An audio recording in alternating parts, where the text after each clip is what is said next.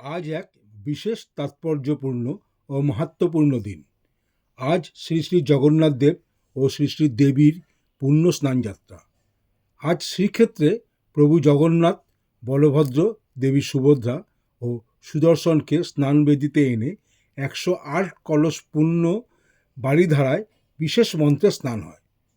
এরপর প্রভুর দীর্ঘ এক পক্ষকাল প্রবল জ্বরের পর আষাঢ়ের শুক্লা দ্বিতীয়া তিথিতে রথযাত্রা অনুষ্ঠিত হবে। এই পর্যন্ত তো মোটামুটি আমাদের প্রত্যেকের জানা, কিন্তু কিছু অজানা তথ্য আছে আজকের দিনকে কেন্দ্র করে, যেটা আমি আপনাদেরকে এই ভিডিওর মাধ্যমে বলছি। আজ রামকৃষ্ণ ভাবামণ্ডলীর বিশেষ দিন।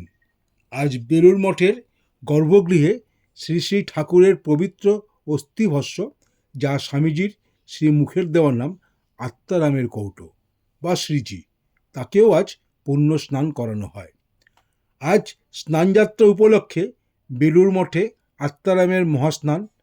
আত্মারামের কৌটোতে যেখানে শ্রী শ্রী ঠাকুরের অস্থি রাখা আছে, সেটি বৎসরে 3 বার স্নান করানো হয়। শ্রী শ্রী ঠাকুরের জন্মতিথি উৎসবে, দুর্গা অষ্টমীর দিন ও রথযাত্রার দিন।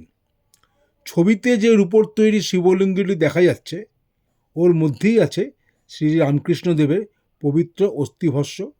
ঠাকুরের অস্থিভস্য অল্প অল্প পরিমাণে বহু মঠেই ছড়িয়ে আছে। আবার আজ কালীক্ষেত্র, কলকাতার মূলপীঠ তথা সতীপীঠ কালীঘাট মন্দিরের গর্ভগৃহে রুদ্র কপাট গৃহে শিলাবস্তু, সতী অঙ্গ বা ব্রহ্মবস্তুর স্নানাভিষেক হয়। সেই উপলক্ষে কালীঘাট মন্দিরে বিশেষ উৎসবেরও আয়োজন করা হয়।